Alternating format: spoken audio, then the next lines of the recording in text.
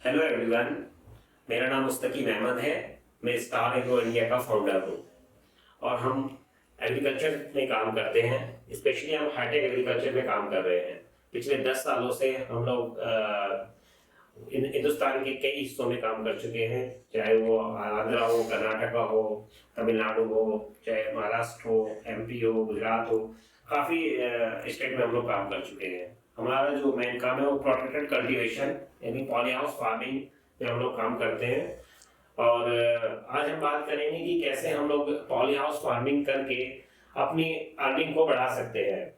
क्योंकि आजकल हम देख रहे हैं जैसे कि ज़मीन कम होती जा रही है, परिवार में बंटवारा हो जाता है, फिर ज़मीनें कम रह जाती है, तो कम ज़मीन में हम ज़्यादा अर्निंग कैसे करें, तो इसके लिए हम पॉली हाउस फार्मिंग में कैसे हम ज़्यादा अर्निंग कर सकते हैं, इस पे बात करेंगे। तो पहले मैं बताना चाहता हूँ पॉली हाउस फार्मिंग होती क्या है। पॉली हाउस फार्मिंग या इसे हम प्रोटेक्टेड कल्टीवेशन भी बोल सकते हैं। प्रोटेक्टेड कल्टीवेशन का मतलब होता है कि हम अपने प्लांट को एक प्रोटेक्शन में ग्रो करते हैं, जिसमें हमारा जो एक स्ट्रक्चर होता है आयरन का, जीआई आयरन का स्ट्रक्चर होता है, और उसको हम 200 माइक्रोन की पॉलीथीन से कवर करते हैं। और साइडों में हम लोग 40 मैश का यूज करते हैं, जिससे कि हमारे पॉली हाउस के अंदर कोई भी इंसेक्ट एंटर ना करे और हमें किसी भी इंसेक्टिसाइड या पेस्टिसाइड या किसी भी मेडिसिन की रिक्वायरमेंट ना पड़े। तो इस तरीके से हम पॉली हाउस फार्मिंग करके एक इंसेक्टिसाइड फ्री और ऑर्गेनिक वेजिटेबल ग्रो कर सकते हैं। और ऑर्गेनिक वेजिटेबल ग्रो करके हम लोग अपने एनवायरनमेंट को भी अच्छा कर सकते हैं और एक हाइजेनिक फूड एक समाज को दे सकते हैं। तो हम बात करते हैं कि पॉली हाउस फार्मिंग में क्या फायदे हैं और पॉली हाउस फार्मिंग हमें क्यों करनी चाहिए। क्योंकि पॉली हाउस फार्मिंग करने के कई सारे फायदे हैं। एक तो ये फायदा है कि हम कम जगह में ज्यादा यील्ड ले सकते हैं। दूसरा फायदा ये है कि इससे हम ऑर्गेनिक वेजिटेबल ग्रो कर सकते हैं। तीसरा फायदा ये है कि इसमें हमारी क्वालिटी और क्वांटिटी दोनों बढ़ती है। चौथा ये फायदा है कि इसमें हमारा जो प्रोडक्शन है वो हमारा टाइम कम पीरियड में हमें मिल जाता है। और पांचवा, हमारा जो प्लांट्स होता है उसे ज्यादा विंड लोड से या बहुत हेवी बारिश आने के कारण जैसे हमारे प्लांट मर जाते हैं, तो वो शिकायत नहीं आती है।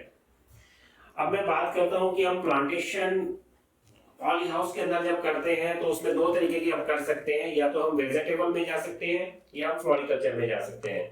वेजिटेबल में जा सकते हैं तो हम ककुम्बर कर सकते हैं, हम कैप्सिकम कर सकते हैं, हम टमाटो कर सकते हैं, हम दूसरी और क्रॉप कर सकते हैं। इसी तरीके से हम फ्लोरिकल्चर में अगर जाते हैं तो हम उसमें डच रोज कर सकते हैं, जरबेरा कर सकते हैं, कार्नेशन कर सकते हैं, लिली कर सकते हैं। तो इस तरीके से हम काफी सारे ऑप्शंस हमारे साथ होते हैं।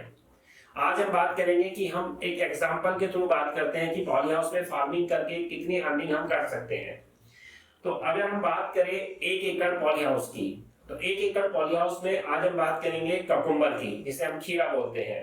खीरे की खेती करते हैं तो 1 एकड़ में खीरे की खेती करने के लिए पॉली हाउस में अगर हम खेती करते हैं तो बात करते हैं कि पॉली हाउस बनाने में कितना खर्च आता है हमारा।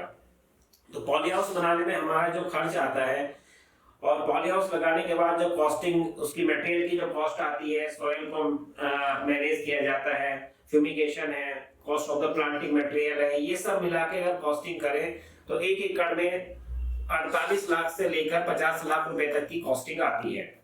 और इसमें गवर्नमेंट की 50% का सब्सिडी का प्रावधान है, यानी कि गवर्नमेंट से 50% हमें सब्सिडी मिलती है अगर हम पॉली हाउस फार्मिंग करते हैं।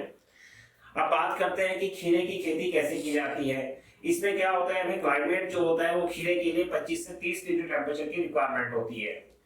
और इसमें नाइट में जो टेम्परेचर की रिक्वायरमेंट होती है वो हमें 19 से 21 डिग्री टेम्परेचर की रिक्वायरमेंट होती है। और ह्यूमिडिटी 55 से 60 ह्यूमिडिटी की रिक्वायरमेंट होती है।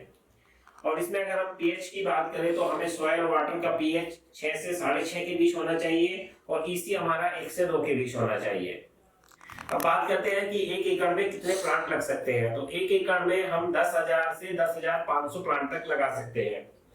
10,000 से 10,500 प्लांट जब लगाते हैं हम लोग, तो प्लांट टू प्लांट का जो डिस्टेंस होता है हमारा वो 45 सेंटीमीटर होता है और रो टू रो का डिस्टेंस जो होता है हमारा वो 75 सेंटीमीटर से है। इस तरीके से अगर हम प्लांट लगाते हैं तो हमारा जो प्लांट है वो 10,000 से 10,500 प्लांट 1 एकड़ में बैठते हैं पूरे। इसका जो क्रॉप का ड्यूरेशन जो टाइम होता है ये 60 से 70 दिन की क्रॉप होती है हमारी। तो इस तरीके से हम 1 साल में 2 या 3 बार इसमें फसल ले सकते हैं। इसका जो हार्वेस्टिंग टाइम होता है हमारा, वो होता है 55 से 65 दिन बाद हमारा हार्वेस्टिंग शुरू हो जाता है। और अगर हम बात करें इल्ड की, तो हमारा जो इल्ड आता है एक प्लांट के ऊपर 4 से 5 केजी इल्ड आता है। तो इस तरीके से अगर हम बात करते हैं तो हमारा जो इल्ड होता है लगभग 40 टन इल्ड एक बार में हम लोग प्राप्त करते हैं। और इसका जो बेस्ट तरीका बताया गया है कि इसको अगर हम फरवरी में ग्रो करते हैं, फरवरी से लेके मई तक लेके जाते हैं, 4 महीने का टाइम होता है और 4 महीने में हमें लगभग 40 टन इल्ड प्राप्त होता है। इसके बाद हम इसको कुछ गैप देते हैं 1 से 2 महीने का। 1 से 2 महीने के गैप में हम इसमें कुछ दूसरी क्रॉप धनिया वगैरह लगा सकते हैं, जिससे हमें ईल्ड प्राप्त होता है। उसके बाद फिर सितंबर से लेके दिसंबर तक फिर हम खीरा लगाते हैं दूसरे सीजन में। ये ऑफ सीजन होता है, सर्दियों का टाइम होता है, इसमें नॉर्मली में खीरा नहीं मिलता है, तो इसमें ऑफ सीजन खीरा भी इसमें कर सकते हैं और इसमें भी 40 टन हमें ईल्ड प्राप्त होता है। और इस 40 टन के रेट हमें बहुत अच्छे मिलते हैं। अगर हम नॉर्मल देखें तो जो पहला 40 टन खीरा हमने प्राप्त किया, तो उसका अगर हम नॉर्मल मार्केट रेट देखते हैं 25 रुपए केजी के हिसाब से, तो हमें 10 लाख रुपए का अर्निंग होता है।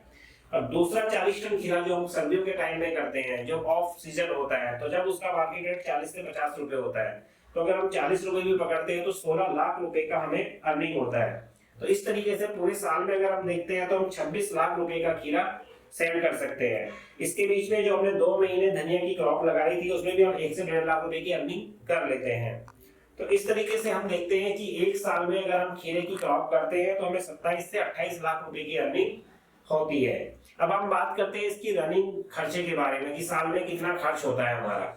अगर साल में खर्चे की बात करें तो इसमें सब चीजें जैसे रखी जाती है, कोई टेक्निकल स्टाफ हमें रखना होता है, सुपरवाइजर रखना होता है, लेबर रखनी होती है, फर्टिलाइजर न्यूट्रिएंट की रिक्वायरमेंट पड़ती है, पैकेजिंग मटेरियल्स है, दूसरी चीजें है, ट्रांसपोर्ट है, इलेक्ट्रिसिटी, ये सब मिला के अगर हम कॉस्ट करते हैं तो 9 से 10 लाख रुपए सालाना खर्चा आता है। तो 9 से 10 लाख रुपए सालाना खर्चा आता है और हमारी जो सेल होती है वो हमारी 27 से 28 लाख रुपए होती है। तो इस तरीके से हम पॉलीहाउस फार्मिंग करके एक साल में 18 लाख रुपए की अर्निंग कर सकते हैं। मुझे लगता है कि 1 एकड़ में एक साल में 18 लाख रुपए की अर्निंग एक फार्मर के लिए बहुत अच्छी अर्निंग है और इस तरीके से वो कम जगह में अच्छी अर्निंग कर सकता है। इस तरीके के पॉलीहाउस लगाने के लिए आप हमसे बात कर सकते हैं और पॉलीहाउस के टर्न की प्रोसेस के बारे में बात कर सकते हैं, कंसल्टेंसी के बारे में बात कर सकते हैं आप हमसे, और पॉलीहाउस के लिए अगर एक्सेसरीज की रिक्वायरमेंट है तो वो भी आप हमसे बात कर सकते हैं। इसका लिंक आपको कमेंट्स में मिल जाएगा और मेरा जो कॉन्टेक्ट नंबर है हमारा वो स्क्रीन पर अवेलेबल है, आप उस पर फोन कर बात कर सकते हैं। Thank you.